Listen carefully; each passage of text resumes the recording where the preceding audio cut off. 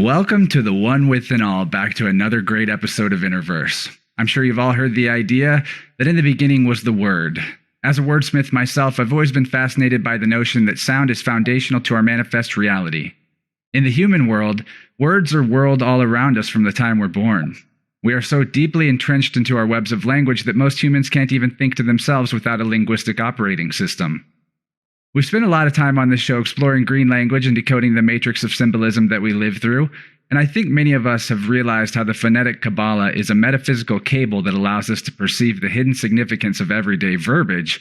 But even with these mystical skills, we tend to hold on to disempowering beliefs about ourselves that we may not even know we have, leading to unnecessary suffering, self-limiting behavior, and destructive addictions. Words like addiction itself reveal this patterning because when you break it apart by sounds, what you have is an added diction, which can be understood as an artificial story about self. The difference between human language and the frequency of nature is in the difference between a sunset and a painting of a sunset. The accuracy of the depiction we can generate depends on our ability to perceive what's truly there combined with our skill in articulating it. The human body is comprised of natural frequencies in harmony, tones which correspond to everything in the cosmos from shape to color, and if you're familiar with the chakra system, you can see how the human is a hue man, made of colors.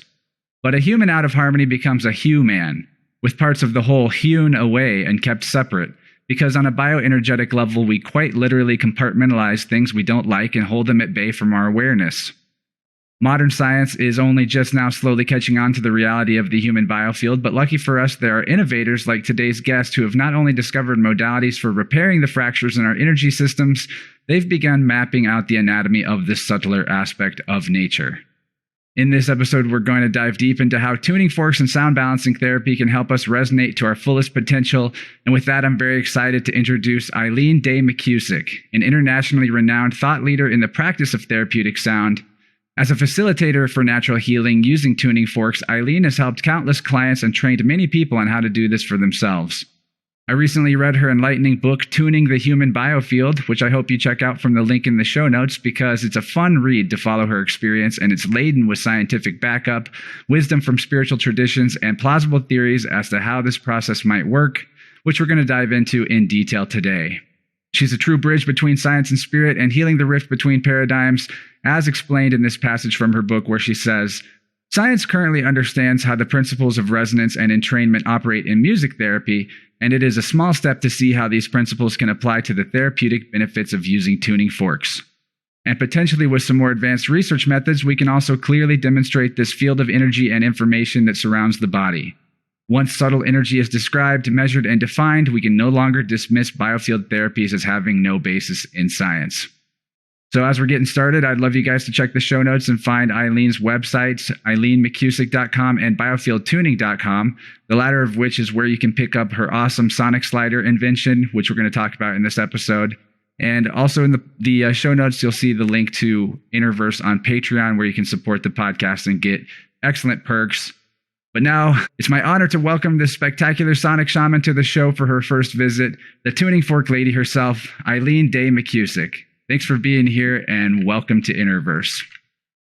Thank you. That's the best introduction I've ever been given. Thank you. Well, that's really saying something. You do a really good job telling your own story in the book. And so I don't necessarily need us to rehash any of that other than what you might like to tell people about who you are that maybe I missed.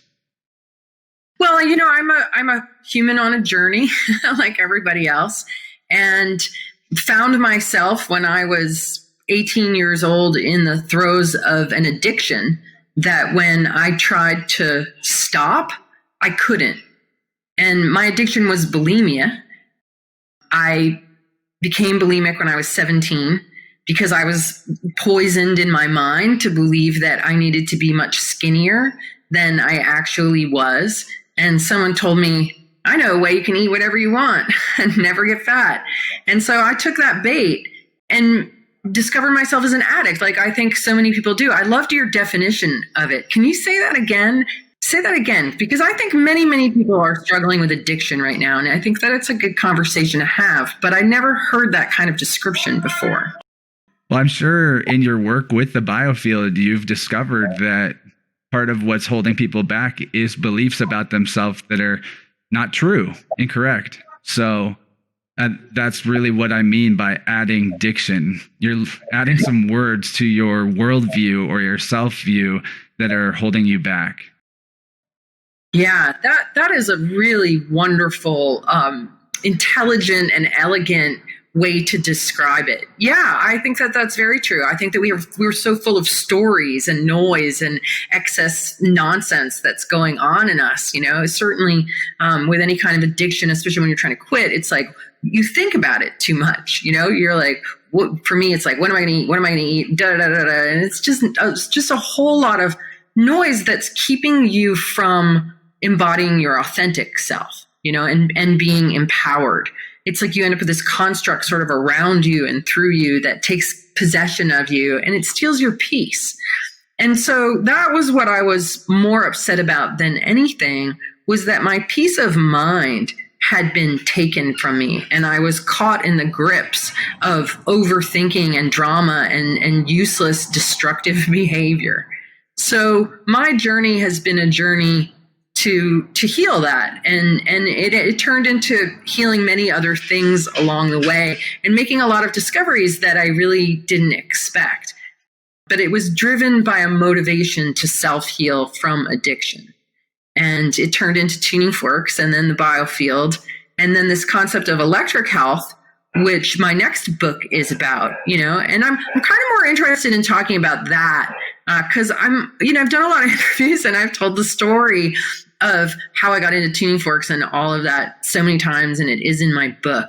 So I don't really want to talk about that so much. I'd rather talk about the fruits of the labor and the discovery, which is this concept of electric health. Right on. I'm definitely up for going there. Electric health. It's probably going to start thundering and lightning while I'm talking about it. Yeah. So guys, we just had to take a quick little detour over to Zoom because the recording software I was trying to use was doing some weird stuff. And anyway, Eileen also said she might be getting a storm coming in, which is perfect because we're going to start talking about the electric universe and electric health. Really fascinating topics that we've covered on the show before. And what I had to say near the beginning of the show that I had noted here is in relation to the sun and audio, and the sun being an electric generator, dynamo, if you will. This kind of makes it more pertinent. But when we talk about sound balancing, the word audio itself is a super interesting one to break apart as well, because AU is gold on the periodic table and DO is God. It means God. So it's literally audio is the golden God, which connects to this in the beginning was the word idea. And the golden God is also the sun. It's the thing in the sky that heats up everything and brings the electricity to the planet. So I'm definitely up to discuss this electric thing, this electric health thing. And if the lightning comes in, that's just a reflection of what we're doing here, I guess. Yeah. Wow. That audio bit, I mean, that's as good as the addiction bit. You come out with some really good stuff. So yeah, golden God, audio, the word, let there be light, right? It all makes sense. It hangs together. So tell us about the direction you're going in this new book. Like, give us how long till it's coming out? What kind of topics are you going to be covering? So the book is called Electric Body, Electric Health, and it's coming out in January of 21. It's a very long book. It's 350 pages, which is not normal for me because I really like brevity and efficiency, but there was really a lot to say on this particular topic. Because it's a new topic, the whole idea of electric health. I was able to get the domain name electrichealth.com because people just aren't there yet. And it's my work with sound that really revealed to me that the body has an electrical system. And we've been really enculturated to think of ourselves chemically and mechanically. So if something goes wrong, we need to fix it with pills or supplements or surgery. It's all about like what kind of chemistry you put in your mouth. Or we talk about how people have imbalanced brain chemistry. So we're all very drilled down into the particle, into the chemical, mechanical nature of our bodies. But what we're missing, and this is a real example of like kind of missing the forest for the trees. Most people get that their heart has an electrical component to it. Like if you get an EKG and you see that pulse, right? That's an electrical thing that's going on. And as long as your heart is beating and that electrical pulse is taking place, you see activity. And if you're dead, it flatlines, right? So there's no more electrical juice pumping through the heart. Or if people get pacemakers, that regulates the electrical activity of the heart. Or if your heart stops, what do we jumpstart it with?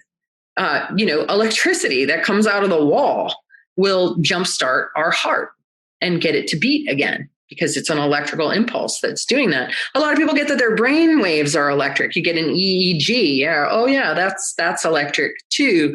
Or that our blood carries a charge, or that our bones are piezoelectric crystalline structures that produce electricity when they're compressed. So we kind of see all the different parts, but we don't get the big picture of the body's electrical system in its entirety.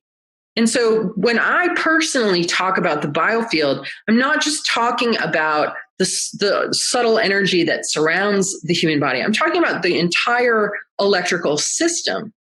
And this is your inner light. When you are alive, your light is on. When you are dead, your body is still there, but your light is gone. And the electrical aspect that your physical body was downloading through the beating of the heart, that electricity has departed, that life force has departed. So the electrical body is our primary system. And it to me, it constitutes our conscious mind, our subconscious mind, all of our memories, which appear to me to be stored magnetically within the biofield. So we see the biofield as a toroidal straight shaped structure. It's like a bubble with a spiral through the middle, and positive and negative electrical energy flow bidirectionally through the central channel and around the outer boundary of the field. And that comprises our own little life bubble, our life force bubble. And my work with the tuning forks revealed that there appears to be an actual anatomy and physiology within this bubble. And that's the work of me mapping it and figuring out that different zones had different patterns and different frequencies, and sort of discovering it all as this. I was like, wow, in this model, the body is actually inside the mind and not the other way around. So when we start to go south in our minds in some way, and that's not just our thinking mind, but our whole being, our being in its entirety, our thinking, our feeling, our acting, all of that, our cultural influences, our ancestral influences. When the electrical body starts to go haywire, that's when the physical body starts to break down. Because the electrical body is like the blueprint or the template of information and energy flow through the system that holds it all together and keeps it animated and functioning. So when we focus on the health of that system, when that system is corrected, when the noise and the resistance has been removed from the electronic circuitry of our bodies and fields, then our physiology is able to function exactly as it was designed to. So instead of working at the level of the building, we're working at the level of the blueprint that is giving rise to how the building appears. So that's the basis of it, is just this fundamental electrical system, and how I've discovered that sound and something as simple as a tuning fork is super useful for locating where the noise and resistance is in the signal. I use it like sonar and bounce it off of people's bodies and fields and listen to the signal that comes back. It's very easy, a little bit of practice to discern noise in the signal. The amazing thing about the human body is that it's a self-tuning instrument. And when it hears its own noise in a biofeedback kind of way, it spontaneously auto-tunes to the degree that it is able to in that moment. And so we're actually designed to be in harmony and to have all of our electronics flowing and nothing backing up and not having noise in the signal or stories or, addictions. It's all just noise in the signal from this perspective. And as we clear all that noise out, the mind settles, the emotions settle, and we develop greater resiliency, presence, vitality, all of that. So that's the essence of it. I'm really excited for when I can pick this up and read it, because I immediately was able to do some level of discerning of the noise and the signal when I started messing around with tuning forks with people. It was like, I actually did a session with one guinea pig where there was a friend in the room at the same time who was like, man, I can literally hear it change whenever you hit certain spots and you slow down on that spot. And it's very, very cool. There's so much to it. But since you liked the breaking down of words a lot earlier, I thought I would mention a few others, which is, first of all, on. This is not really something you can find with a quick Google search, but according to a lot of esoteric traditions, one of the original words to represent the sun was on. That's why we turned the lights on. And so the sun is like this electric representative of source for ourselves. And El, to go to that word or that root, El was a word for God. That's why in the Bible they call Jehovah Elohim at different points. And so it seems to me really likely, you're talking about how memories are stored in a magnetic way in this field. It seems likely to me that actually consciousness itself is the electricity that's animating the matter, in a sense. And then that gets us into entire other realms of like potentially panpsychism and things of that nature, or that artificial intelligence could be an automatic byproduct of containing electricity in a circuitry design that in some ways even mirrors how a human body is set up. The central processor, the RAM, all these different components that work in unison to generate some kind of coherent signal. So anyway, I wonder what your thoughts are on this, either the panpsychism idea or just like looking at the sun as the representative of source in this electric system that we're tied into. Yeah, I mean, both, right? There's no separating light from consciousness, in my opinion. You know, I mean, what I've really come to see is that this realm that we're in is really all just composed of light. When we talk about the electromagnetic spectrum and how we only perceive like a tiny sliver of it, and basically everything is vibrational fluctuations in this unified field. And you know, the light always comes up in religion and everything as being synonymous with God and consciousness. So, you know, there is no separation. I mean, I think this is the sort of trouble of our time, is this illusion of separation that is perpetrated through a divide and conquer kind of energy that is influencing humanity. And so people have been put into this experience of feeling incredibly divided within into many different, those compartmentalized parts. I've observed that people who have autoimmune disorders, any kind of thing like Lyme, I mean, that list goes on and on and on. I've observed in all of those people that what they really have is a low battery. They have a lack of light in their system because they've given more than they've received. They've discharged more than they've recharged, and their battery is low. When your electrical system is topped off with light, when you are full of sun, God, source, light, then you are light. Like your body becomes light, your mind becomes light, you travel light, you feel lighter. This is one thing that everybody says when they experience biofield tuning, is that they say they feel lighter because it's helped to raise their voltage, because it's helped to make the self more whole.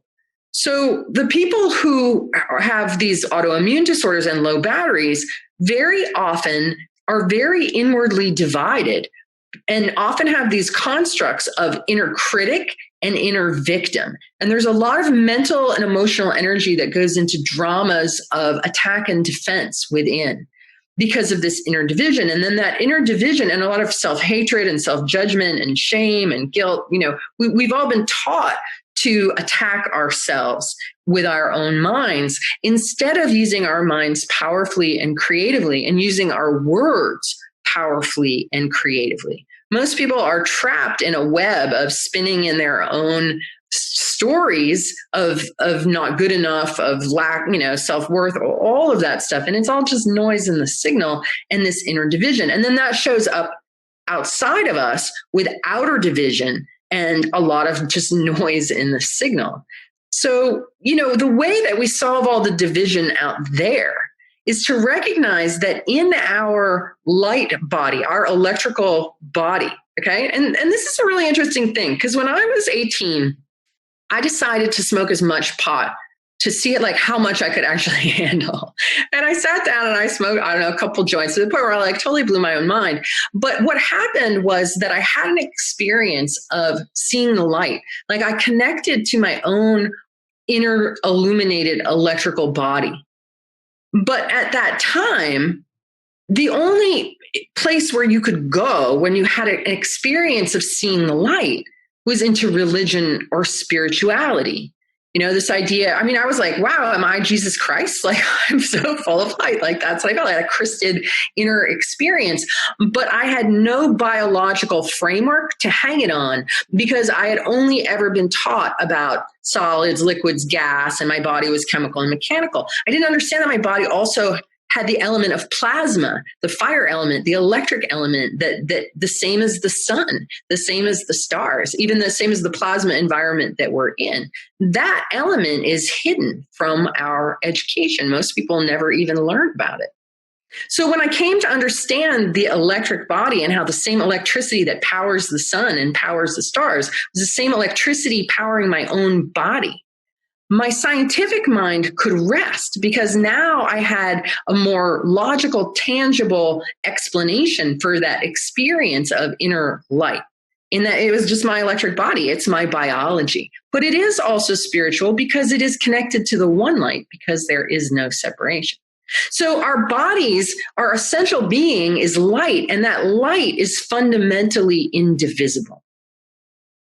So this notion that we can have compartmentalizations or different aspects of self is all just a story because the fundamental truth is that we are unified within. And so when we talk about things like, do I go with my head and what I think or my heart and what I feel, we're compartmentalizing with words a division that does not exist. I love that. You're so right.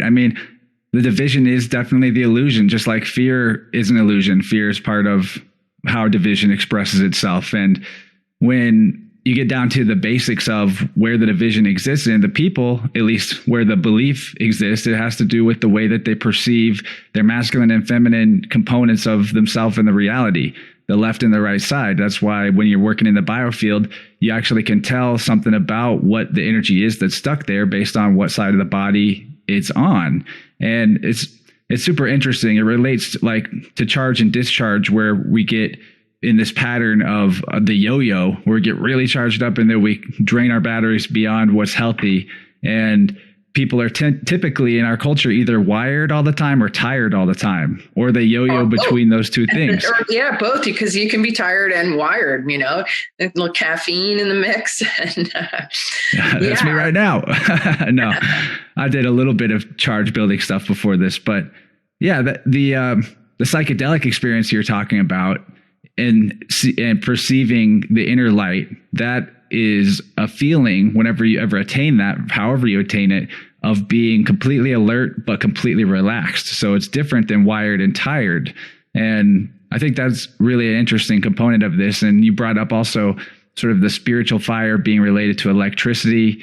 And this relates to the same polarity of masculine and feminine, where feminine is the fire or the electricity, or the masculine is the fire, the feminine is the water or the magnetism. And even to go back to more word symbolism and to show how misinterpretations of the old spiritual traditions are needing to be rectified, the concept of the goddess Mary Magdalene is right there telling you exactly this relationship between water and magnetism, because Mary is also the root where you get marine or maritime, and Magdalene is magnetism, just the same root right there. And it's kind of like right in front of our face at all times that the sacred child comes from the fusion of the spiritual fire, the immaculate conception in the goddess, if you will, of nature, that the physical world, that all the containers for the energy would be the goddess, and that electricity that animates it would be the god. And those things are coming from the Trinity, or the triune part of the source, like the neutral between those two. And we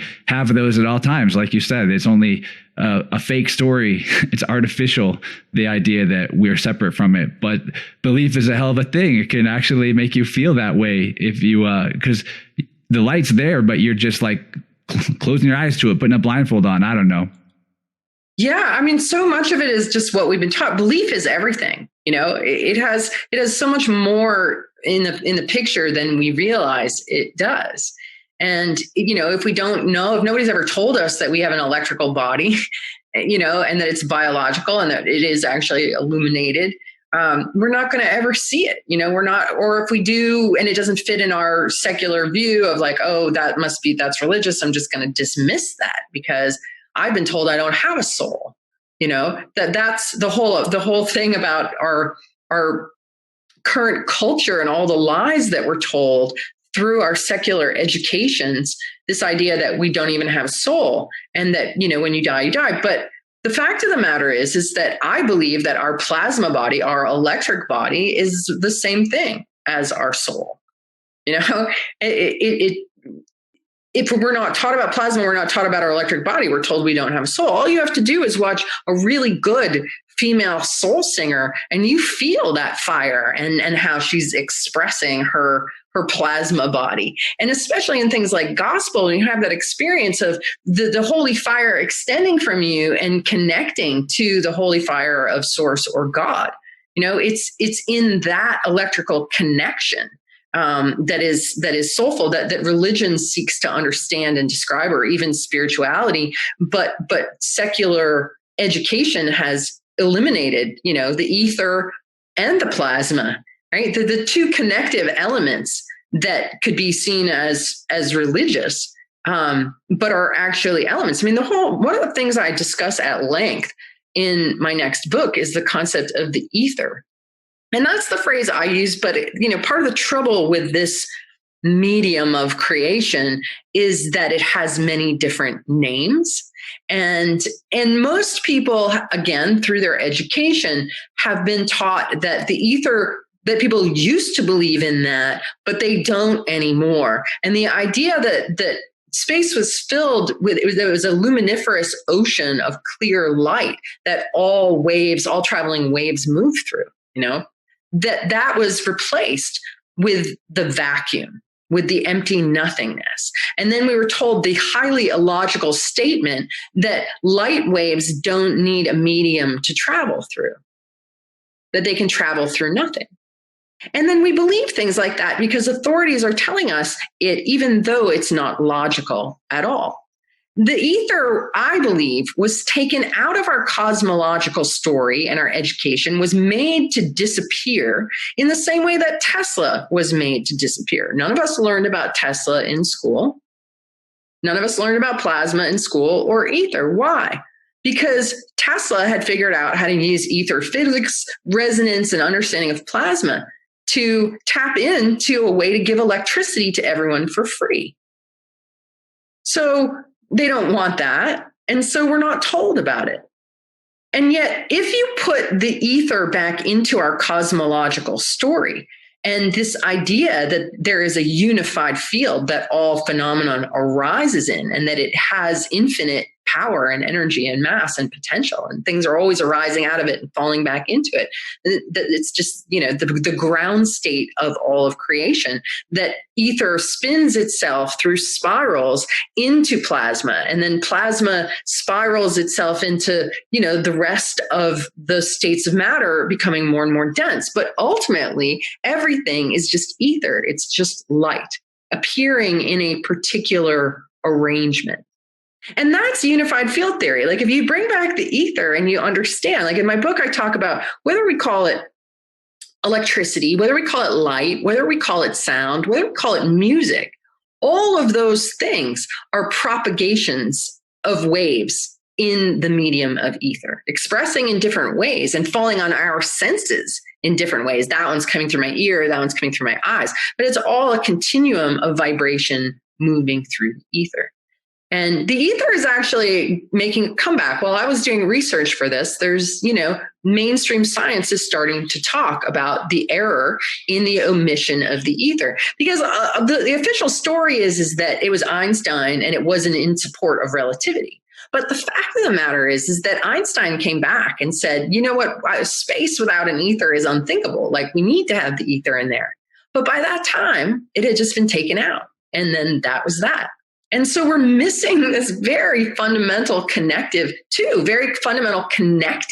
alive, light-based, consciousness infused states of matter from our mind. So if people don't have those words, they don't have that education, they don't have that concept, that's not a reality they can tap into. And they're just stuck in the world of division because they don't believe in those things because they don't even know about them. And if they did hear about them, they'll be like, I never learned about that. So, and then there's other things too that we're missing. We're only ever taught about entropy. Like entropy, everything's going down, everything's falling apart. Like space is just, and the opposite of entropy. Okay, if entropy is the tendency for systems to lose order over time, the opposite of entropy is the tendency for systems to gain order. For me to grow a baby in my belly, for anything to come into creation, there has to be the force opposite of entropy. And so this is the most amazing thing in the entire universe, that anything... We'd actually dropped out in maybe about 45 seconds of when you first started to introduce the word syntropy. Okay. So the opposite of the word entropy. Okay, so if entropy is losing order over time, becoming diffuse, kind of... then the opposite of that is the force that brings things together, the force of creation. What is it that makes me grow a baby in my belly or makes anything come into being is the opposite of entropy. And the word that science has put on this miraculous life-assembling force of nature, they call it negative entropy. It's a double negative. A negative entropy. When I first read that, or neg entropy, I was so offended by it. I was like, I'm not using that word. Like, no. And then I discovered that there is another word, and the word is syntropy. And basically it just describes the fact that life arises and organizes itself. And so, yes, things do, dissolve and fall away. A tree falls over in the forest and turns back into dirt, but new trees sprout up. And that's the nature of life, is entropy giving rise to syntropy. But we're not taught about syntropy. It's just called negative entropy and never really referred to. So, and then there's gravity too. Like, gravity is a force that's pulling us down. And so entropy is kind of ripping things apart. And so that's all we know, because that's all we hear talked about. Nobody talks about levity and how, that there's an opposite force to gravity. It's levity. And that the levity is also happening on the surface of the planet as energy comes in and bounces back out. Sound. Certainly, lots of people have figured out that sound has been used to levitate objects. You can go on YouTube and find videos of people levitating little foam balls in acoustic waves. You can sit next to a Caribbean steel drum band, and as that music is playing, you can feel that levity in your body as the sound lifts you, right?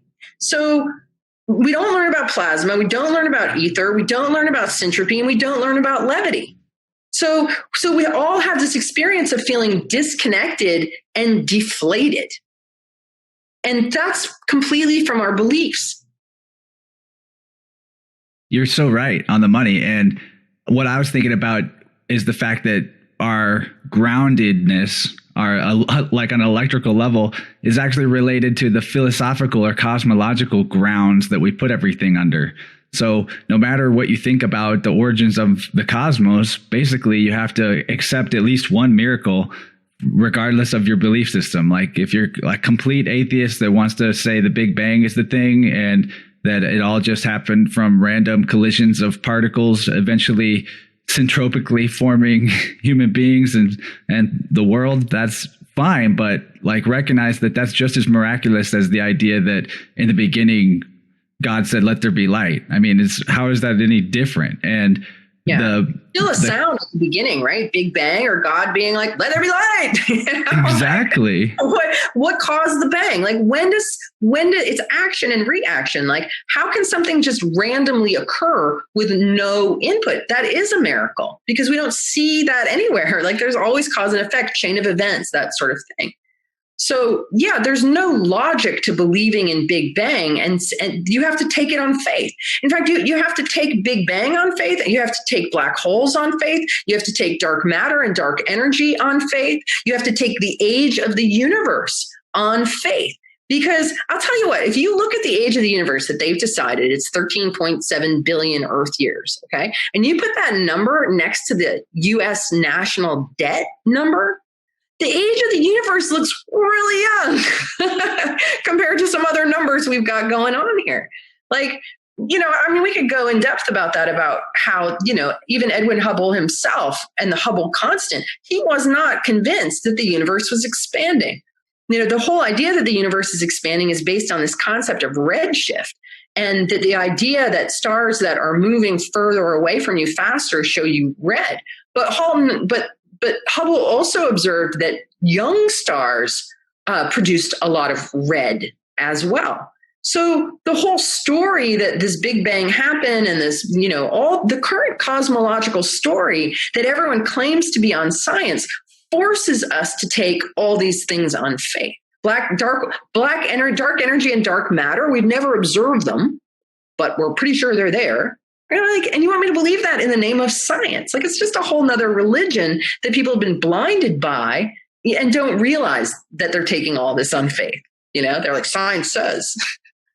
I'm with you. I'm very agnostic about everything related to the cosmos beyond my direct experience, because I just have so many questions about whatever religious belief you want to ascribe to. And I consider scientism to be the dominant religion of today, that it's a lot of authority-based, essentially priesthoods that people look at as, like, I guess, the most objective truth that there is. But in fact, it is sort of a cult of authority where to even shake things up with a different idea, you could basically lose everything if you're one of these guys. So the incentive is definitely not for looking at things differently. And a lot of these faiths related to science and space are, like you said, they're negative, they're entropic, they're black holes and scary voids, and the Earth is somehow flying through an infinite, ever expanding void, and it's basically a meaningless speck inside of a speck inside of a speck. And like, to me,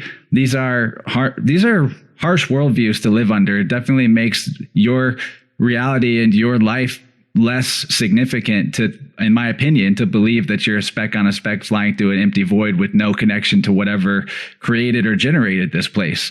And the other thing about the whole space notion that I find highly questionable is how come we can look at the records of ancient people from thousands and thousands of years ago, and they had the same exact constellations and the same exact story in the sky that we have today. If the solar system is is flying around a galactic center and it's dragging the Earth with it, you would think that a lot of this would change. I mean, it might change slowly, but thousands of years, it just seems beyond, it beggars belief to me. So, I mean, I won't say I know what the realm we're in is or anything, because I haven't proven anything for myself, but I think it's important to be always open to asking questions and challenging the beliefs, because most of the beliefs end up being these self-limiting things. And in nature, things are more ambiguous and less defined. Like, you see a deer out there, his name isn't Chuck. He's just literally what he is. He has no definition beyond the obvious and apparent reality that he expresses.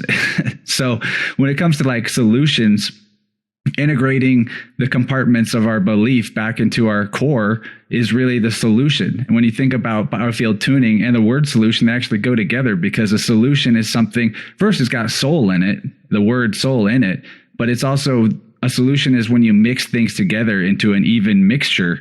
And that's sort of what you're doing in the biofield when you go and find these tangles and bring it back to the middle where they can reintegrate. You're actually like mixing everything back together and the alchemical separation that you've been put through is being rectified in a sense. Yeah. I mean, that's the word heal is to make whole, right?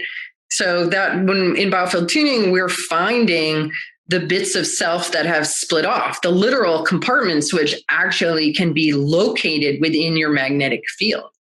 And, when I first discovered this and I was like, why is it loud here? And why is there resistance? And what did it want to do? And where does it want to go? And just sort of following the process and discovering that it was like a piece of the electrical system that had gotten frozen and sort of, discombobulated from flow.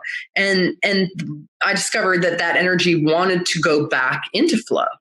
And so our bodies want to be whole, and all of these lost bits of ourselves that we've left behind due to trauma, all of that light, because it's all really kind of like frozen light. And when it goes back into circulation, you can actually see it in people's faces. You can see it in their eyes. You can see it in their faces that they look lighter.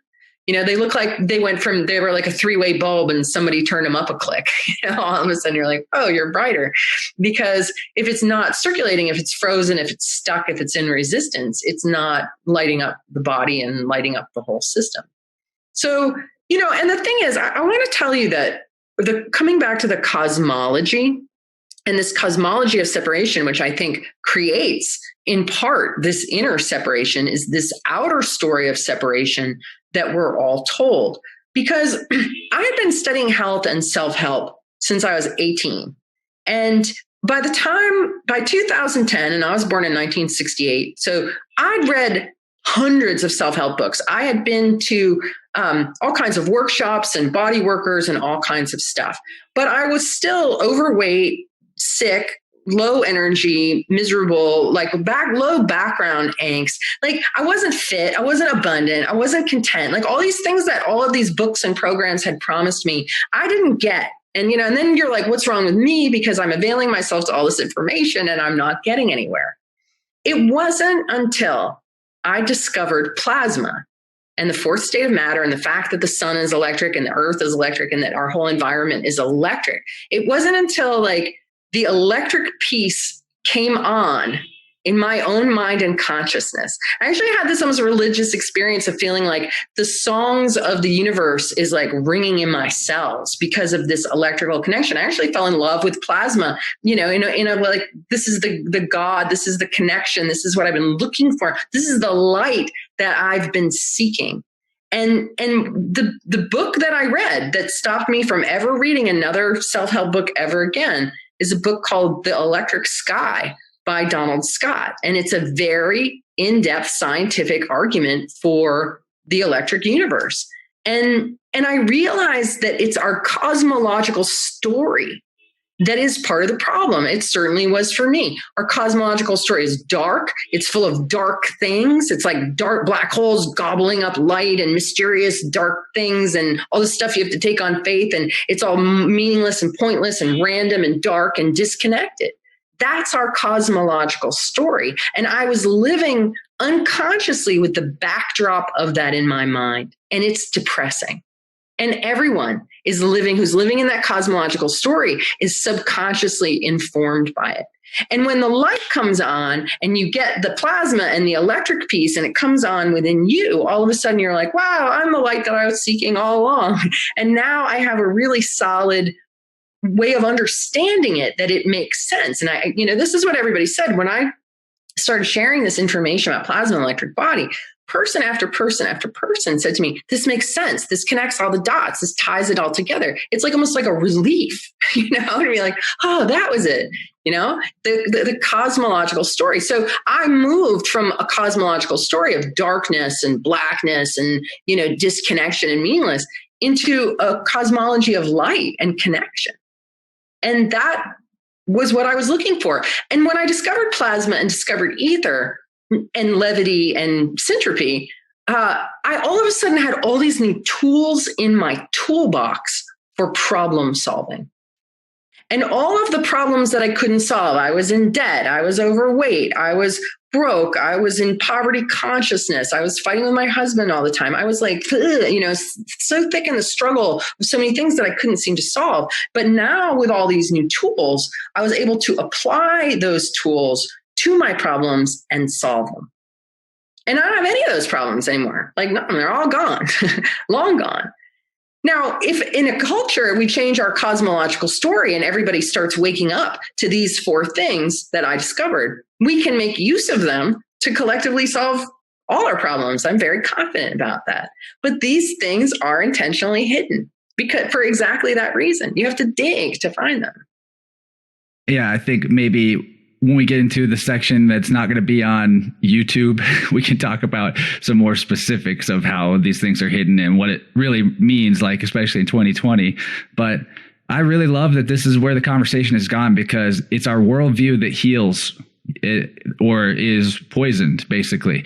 Our eye heals our eye, like our eyes heal our I, the self. And even the letter I was pronounced with the E sound in older languages phonetically. And E is a symbol of energy for sure. I mean, in scientific equations, right? And I love what you're saying about almost like hearing the music of the universe, because in ancient Greek authors and philosophers, they would talk about this concept of the harmony of the spheres, which is like literally the way people have interpreted it, that I like to interpret it, is that when you're completely in flow, it's as if you're part of a great song. Or even at some points, like I know for myself, like, okay, this is a great example. When I first did a couple of biofield tuning sessions on willing test subjects, the after effects for me as the person that was messing with the forks was that I felt like I'd done a microdose on psychedelics, or like that I had done a full dose the day before and I was still on the afterglow of it. And it's amazing because I've kind of worked psychedelics out of my routine due to other reasons, but not that I'm against them. But the fact that I was able to attain that feeling of internal openness, the way that I realized that it had happened was that I was just like driving somewhere and all of a sudden I was making up a rhyming like rap just while I was going, because I didn't have music on. I realized I didn't even bother turning music on because I'm literally hearing music inside myself that's just self-generated and just flowing out in a total flow state. And I think that this idea of the flow state is a good way to measure where you're at energetically, how much you can dive into your own flow state, effortlessly move between things that you're doing or not doing and not worry that you're not doing. And also the fact that when you're in that flow state, you generate universal synchronicity, and opportunity just seems to like arise automatically. And when we look at parts of the society that are the most troubled or traumatized, it's people that usually are like in jail. That's the worst thing for your flow state. Your flow state is ended. And it's interesting because you get put in jail by the police, and you're being frozen to one of the poles of polarity in the police behavior. And because they serve just ice, they serve justice. That's what they give you. And whenever you think about like where the top officers or off-icers come from in our world, a lot of them end up being 33rd degree Freemasons, and 33 is the degree that water melts from ice to liquid and can flow again. There's so much symbolism in the language and in the artificial constructs of humanity that's trying to point us to the fact that really what it's all about is flow and staying in flow and not getting frozen to a pole. It's very interesting. Yeah, it's really true. I completely agree. You know, that idea of being in flow with the electrical body, and electric health is flow, and things like inflammation are restriction in flow. You've got a little traffic jam going on in that shoulder, and you got too much voltage running through your wires because things are gummed up and not moving. And now you have pain and lack of mobility. So when we release the electric log jam that's there, then the pain goes away and you enter back into a flow state. So yeah, I mean, that's one of the reasons why I think the sonic slider is such a useful tool, because the sonic slider induces flow, lymph flow, blood flow, electricity flow. It just gets things flowing and moving. Yeah, there you go. Yeah, for people on just the audio, I just waved my sonic slider around. I'm glad you brought this up. Let's talk about the slider. And it's funny that you held onto your shoulder and talked about your shoulder, because the thing that I got the slider for to work out on myself is a right shoulder that is probably some sort of carpal tunnel tendency due to the fact that I'm always working on computers and right-handed. And when I got the sonic slider, which is this weighted tuning fork, and I have the circuit boot attachment for it, I was able to, within like probably the first couple of sessions, notice a massive pain reduction in that spot. So I'd love to, talk more about this sonic slider. I really find it interesting, the frequency hertz wise that it's at too. Yeah, so the frequency of that particular fork is one that I came up with. I had a very specific goal in mind, that I wanted to create a fork that was rejuvenating and relaxing, that people could use for self-care. And I played around with some different numbers. I've done a lot of studying of things like sacred geometry and all that, numerical kind of stuff, and the Schumann Resonance. And so I came up with 5 different prototypes. I had them made by my manufacturer. The moment I activated the sonic slider, I knew that was what I was looking for. Like, I felt that frequency and I was like, yes, this is it. What it is it's the Schumann resonance. So the average Schumann resonance frequency is around 7.83 hertz. And, there is some chatter on the internet that the Schumann resonance is increasing. And I just want to speak to that and tell you, to the best of my understanding, after speaking with Roland McCready, who's been studying this for a long time, he's from the Heart Math Institute. He says that it is absolutely not rising. The Schumann frequency is created by all of the electrical activity in our environment. So the electrical energy that comes from the sun, and it builds up on the outer boundaries of our magnetosphere, and then it discharges and grounds to Earth, and energy that builds up on the surface of the Earth. And it's just continually, this is an electric circuit, the Earth. And so it's got all of this electrical activity, lightning strikes and so on, like going on right now. I hear thunder. And that creates within the ionospheric cavity a standing background wave in this range of around 7.83 hertz. Now, if it was going up, that would mean that the size of the ionosphere would have to be shrinking, because that smaller cavity to create the standing waves would create a faster frequency. And there's no evidence that the ionosphere is decreasing and that the fundamental is going up. What we're seeing is increases in amplitude. So when you strike the tuning fork, how you hear the overtones, and sometimes you can hear one overtone very strongly accented. Have you ever had that experience where that really comes through, right? So when we see these spikes in the Schumann resonance, what we're seeing is amplification at these higher harmonics of it. But the basic fundamental of around between 7 and 8 hertz is not changing. So the 7.83 hertz frequency, your body uses that. It's theorized that your pineal gland uses it to base all circadian rhythms off of. And when people go into space, allegedly, or underground, and they are not connected to receiving that pulse, their systems start to go haywire because they've lost that basic metronome that's keeping them in order. So it's a really important frequency. And if you live in a city and you're around Wi-Fi all the time, your body is not being exposed to that. And I think that my laptop is about to shut down. It's not plugged in. So let's pause for one moment. Okay. Well, we were just getting through the part about the fact that we're not really receiving, or our body's not really hearing that basic nature frequency. And I totally agree. And there's lots of ways to assist yourself with that. Like my feet are on a grounding mat right now that plugs into the ground port of the wall. And so there's some things you can do, but of course going barefoot is helpful. But the sonic slider is a really amazing tool. And I love that you can actually just use it while you're hanging out. Like whenever I have friends over now, we're just sitting around talking, instead of just sitting around talking, I'm forking myself. I'm like, hey, you want to fork yourself? Like, it's great. But yeah, continue. Yeah. I mean, that's probably getting passed around in a lot of homes, the sonic slider. So I'll go back to where I was. So if you live in a city and you're exposed to a lot of Wi-Fi, your body, your electromagnetic body is not picking up that frequency. And so we become deficient in it. We become deficient in nature and in the information field of nature. And so that particular frequency is 7.83 times 12. It's the 12th harmonic of the Schumann resonance, which makes it 93.96 hertz. And I tried the 11th harmonic, I tried the 13th harmonic, and they were kind of like Goldilocks and the Three Bears. Like the 11th harmonic was just like heavy and a downer, and the 13th harmonic was like hyper and too much. But the 12th harmonic, that 93.96 hertz, was like a sweet spot of it just felt good and right to the body.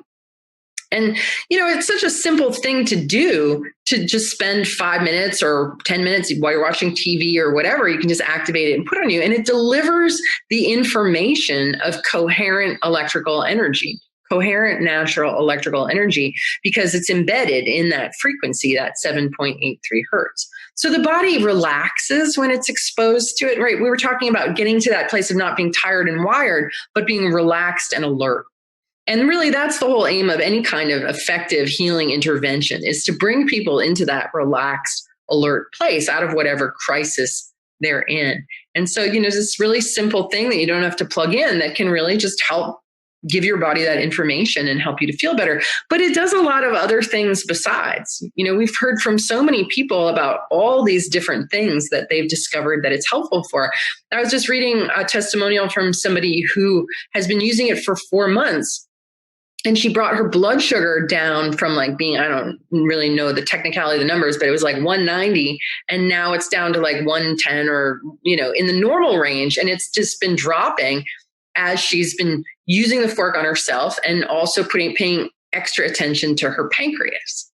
And her blood sugar has normalized, just with a tuning fork. So that's just one example of many. People use it for pain and for all kinds of stuff. I've been using it for 3 years now, and I'm just going to show off to you for a moment. I don't exercise or work out. I just have been using the sonic slider, and I'm like, I become like ripped. And I'm 50, almost 52, and like don't work out at all. I'm a writer. I'm like slumped over my laptop all day, but I've used it consistently for 3 years, and it's made me super toned and strong. And, I look really fit for somebody who just sits at a desk all day. I swear to God, it's the only thing that I do. It works. Just like standing on those vibration plates puts tone into the body. What you're doing is adding tone, and it makes you toned. Brilliant. Yeah, I love that. I mean, again, with the wordplay, the words reveal a lot. We say that we're gonna go get toned up by throwing around big heavy weights, but there could be a simpler way by literally adding tone. And I'll say, I mean, you look like you're aging in reverse from the last video appearance I saw you in to now. You still look like the process is continuing. So it's pretty amazing. And I can't wait to see where I might be in 3 years, because I personally canceled my gym memberships because they won't let me go in without a diaper on my mouth. But I have to ask, do you have time to go into a little bit of a subscriber only section? Are you up to go for the next 30, 45 minutes for that? Yeah, I can do like 30, 45. Yeah. Okay, no cool.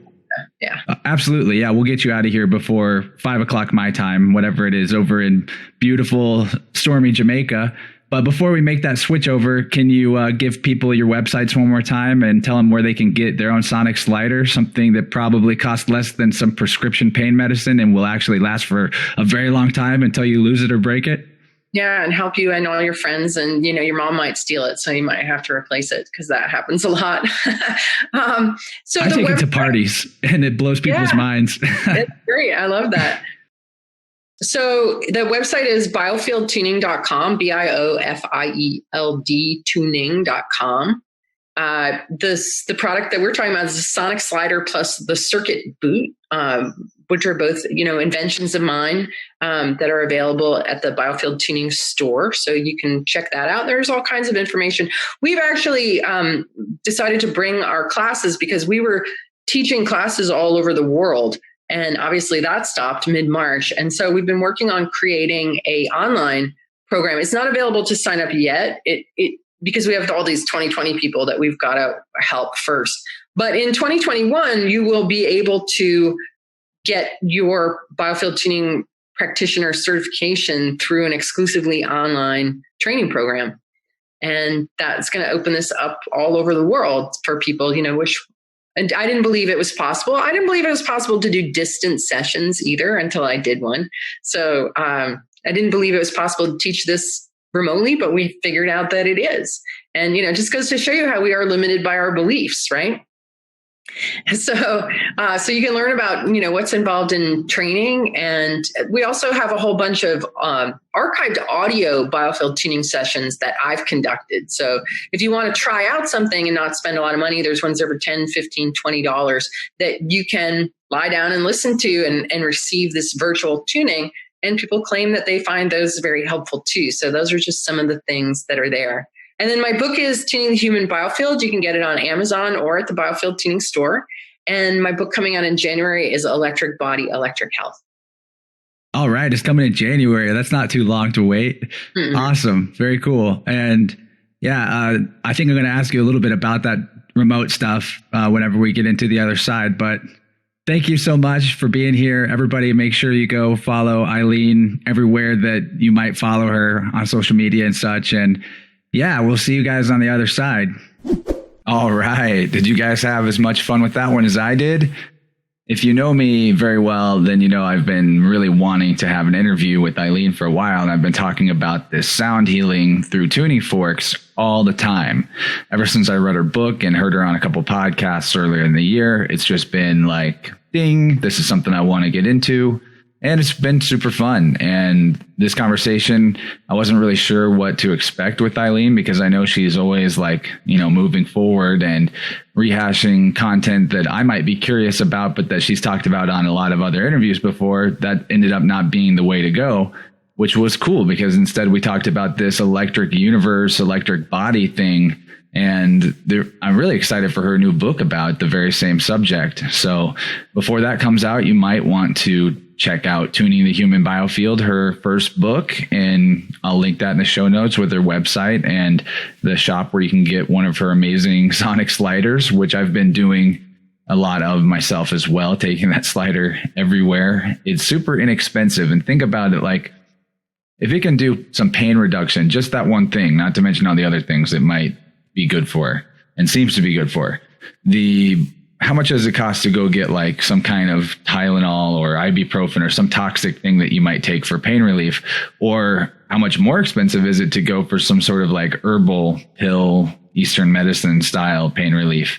And those things can be effective and you don't have to do the toxic Tylenol, but you're buying more pills over time and not really addressing the problem, just trying to deal with the symptoms a little bit. I mean, herbal medicine might help with some of the actual underlying causes, but this sonic slider and the weighted tuning fork thing, it's like a one-time purchase. It was only $75, which isn't bad at all. And it's going to be good forever until you lose it or break it, which you probably won't do because it's going to be precious for you. And I would also recommend, if you're curious at all, getting a set of unweighted tuning forks. And I went ahead and got the 8 tuning fork set from, I think, Omnivas. I hope that's the right one. It might have been a different one. There's a couple of good shops, and Eileen recommends manufacturers in her book. But I went ahead and got the Solar Harmonic Chakra set, which has the Do, Re, Mi, Fa, Sol, La, Ti, starts at C and goes up to a higher octave of C. So there's 8 forks, and it's really a good way to go because you can target each fork to a certain chakra. But what I've understood about like the latter part of Eileen's book is that she eventually seems like she stopped using the full sets of 8 forks, or because there's other sets too, Solfeggio, for example, where there's like 9. And I think she stopped using that many forks in a session and just uses 1 or 2 because she finds that she can do the same thing. And it's like the intention to hook into a certain chakra and tune in and listen to it that is giving her the actual connection to it, not necessarily being a specific tone you correlate to that chakra. But either way, the whole thing with any type of energy healing is, to a degree, it's going to have to be something you make your own. There are some things that someone can teach you, and you can definitely learn from other people's process, but it's you connecting to your intuitive ability and getting that etheric clarity. I love the quote. I love many things that Eileen said in this episode, but I wrote one down. She said, "Radiance is the key to etheric clarity." And I thought that was really cool. And I I found that when I've done these biofield tuning sessions on a few of my guinea pig people, I definitely felt a sense of radiance after the sessions, and sometimes very dramatically so. I've had one friend that I actually did 3 sessions on over the course of a month. So that was, I think that they went really well for him, and it seems like it's a very relaxing experience, and there's probably a lot of benefit to it, similar to getting a massage or something. How when you come off the table, it's like you just took a 3-hour nap, but it was only 45 minutes or an hour or so. But anyway, I do recommend the slider. You can put it on your own body while you're vegging out, watching TV, or hanging out, talking to somebody, or just sitting around and doing nothing. It's a great self-care addition to your routine, or just something to pick up and do now and then, or to target specific problems with. And yeah, I'd love to hear you guys' experiences with tuning forks. But like I said, Eileen said many, many interesting things in this episode, and the plus extension was no exception. It was a very good plus extension, a little shorter than it could have been because of having to wrangle some technical difficulties with the new recording software that you hear me complain about a lot lately. But I think I've really got it figured out now.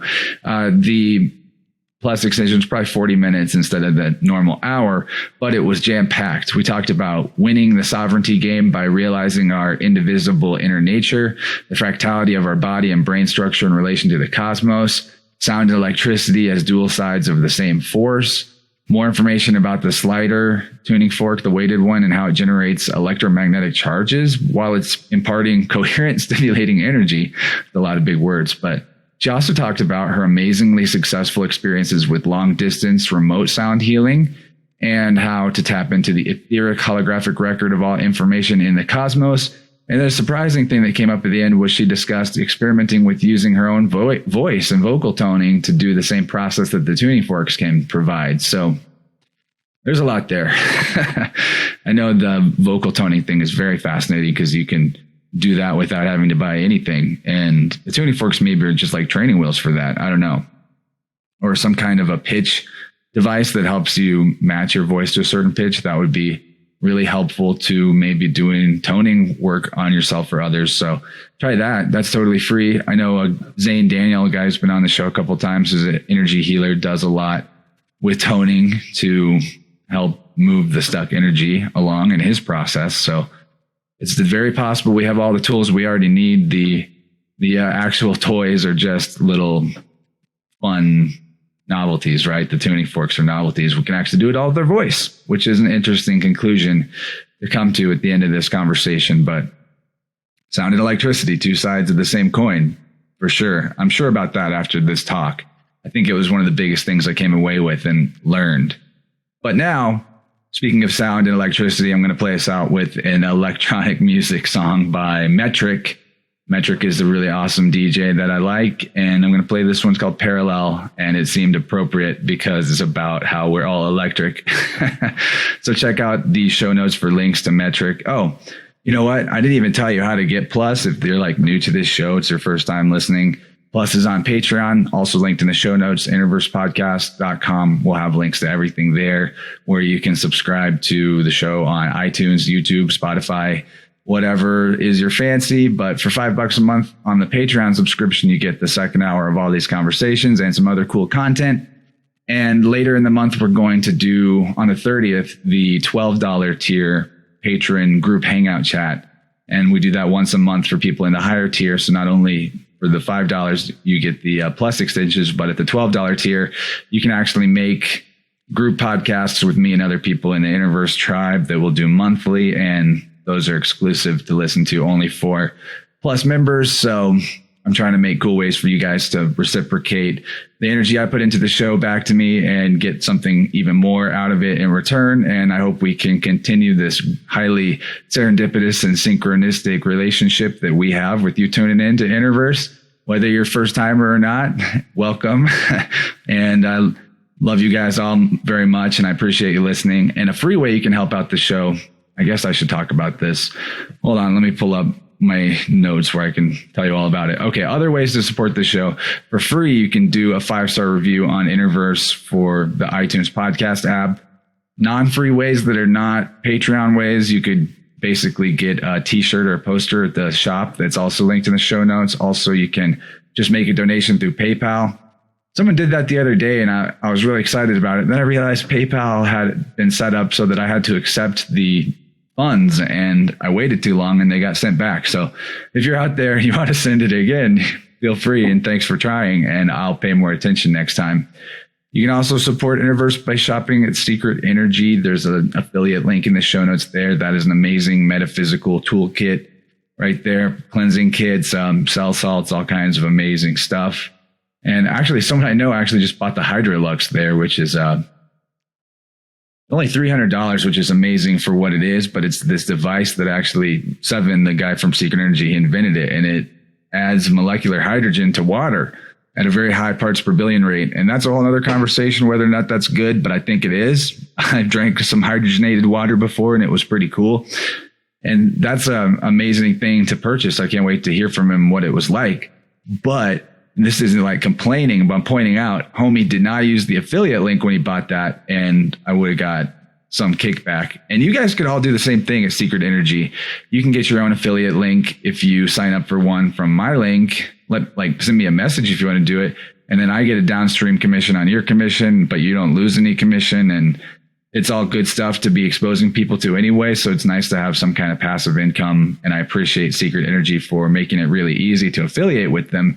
And yeah, I recommend everything I've tried from there, and therefore I probably recommend everything from there. So check it out. Lots of Ayurvedic medicines there as well, all kinds of stuff. So okay, that's a lot of ways that you can support the show. I'd love it if you did some of them. And you can also join the tribe on our Discord chat server, which is also linked on the website and in the show notes, which is an awesome place to connect with other people who listen to the podcast and share information and memes and pictures of their cats and all kinds of fun stuff. So get in the Discord too. That's a lot of stuff I just asked you to do. So if you do one of those things as your homework before the next episode, I'll be proud and appreciative, and I'll talk to you guys soon. I'm going to play you out now with Metric.